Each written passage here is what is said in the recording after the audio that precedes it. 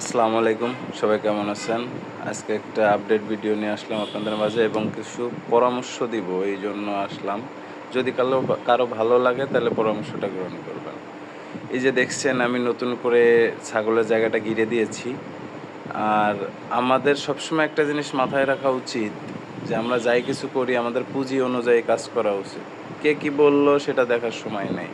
এই যে দেখেন আমি এই যে উপরে আরেকটা ভিডিওতে দেখতে পাচ্ছেন আমি এখানে দিয়ে দিয়েছি। এখানে আগে আমি ১ম এ নেট দিয়ে ঘিরে দিয়েছিলাম।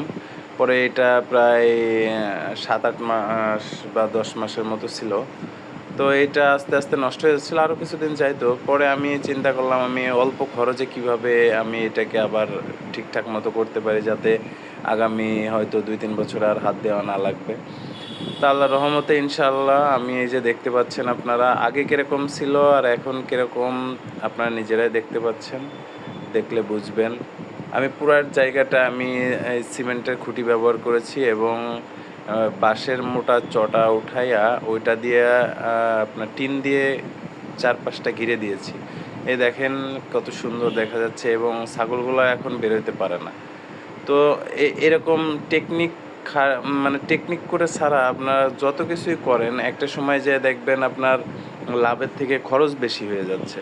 তো সবসময় আমরা যারা নতুন খামারি আছি, আমিও নতুন, আমরা যারা নতুন খামারি আছি সবসময় চেষ্টা করব যে ছাগলকে গুণগত মান খাবার দেব এবং সে খাবারটা যেন কস্টিং কম হয় এবং ছাগলের থাকার জায়গা এবং মানে ঠিকঠাক মতো করব, কিন্তু আমাদের বাজেটের উপর খেয়াল রাখতে হবে।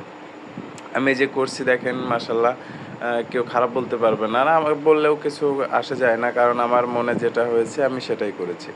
আপনাদের মাঝে একটু শেয়ার করলাম কারণ অনেকেই অনেকভাবে মানে করার চেষ্টা করে। তা আমি এইভাবে করেছি, যদি আপনাদের ভালো লাগে এইভাবে করে ট্রাই করে দেখতে পারেন বা এইভাবে করতে পারেন। আমার ছাগলগুলাকে আমি কখনোই মানে বেঁধে রাখি না। সবসময় এই যে ছাড়া থাকে ওদের যেখানে মন চায় সেখানে থাকে। এই যে দানাদার খাবার খাচ্ছে, খাওয়া-দাওয়া শেষ হইলে ওদের মন চাইলে ওরা ঘরের ভিতর যেয়ে থাকবে, না চাইলে এই বাইরে ঘুরে বেড়াবে, শুয়ে থাকবে।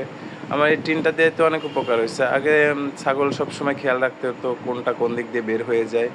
আর মাশাআল্লাহ এখন এটা করার পর থেকে দেখতেও অনেকটা সুন্দর হয়েছে এবং ছাগলগুলো এখন বের হইতে পারে না, একটা সেফটির ব্যাপার-স্যাপার আছে। এটা করেছি। ইনশাআল্লাহ আরেকটা ইচ্ছা আছে আমি এই টিনগুলাকে রং করে দিব। তো আরেকটা ভিডিওতে অবশ্যই আপনাদের মাঝে শেয়ার করব যে আমি রং করে দিয়েছি। আর এতে কত খরচ হয়েছে আমার বেশি লাগে নাই, কারণ আমি একটা ঘরের চাল পরিবর্তন করছি, তো ওই টিনটা দিয়েই আমি এখানে ঘিরে ফেলেছি। যাতে আমার কস্টিংটা কম হয়। তো সবাই দোয়া করবেন আমার জন্য এবং আমার খামারের জন্য। আল্লাহ যেন বারাকা দান করেন। আর ভিডিওটি ভালো লাগলে অবশ্যই শেয়ার করে পাশে থাকবেন এবং নতুন, নতুন ভিডিও পেতে লাইক, কমেন্ট করবেন। যাতে আরও ভিডিও বানাতে বা বিভিন্ন তথ্য বা পরামর্শ আপনাদের মাঝে শেয়ার করতে পারি। যাতে সবাই উপকৃত হই। সবাই ভালো থাকবেন। আল্লাহ হাফেজ।